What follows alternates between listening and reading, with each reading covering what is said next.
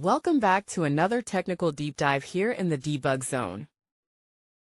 Today we're tackling a big question and breaking it down with insights from other users. Hopefully this clears up some misconceptions and helps you get the answer you need. So buckle up, stay a little curious, and let's jump right in.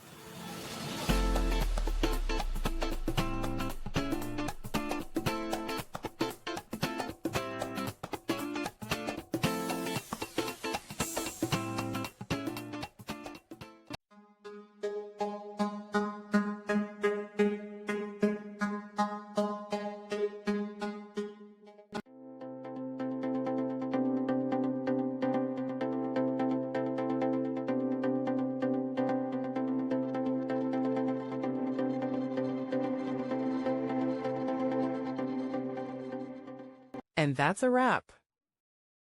I hope you found the answer you were looking for. If you did, take a second to hit that subscribe button. It really helps out. And let me know in the comments which solution worked best for you. See you next time in the debug zone.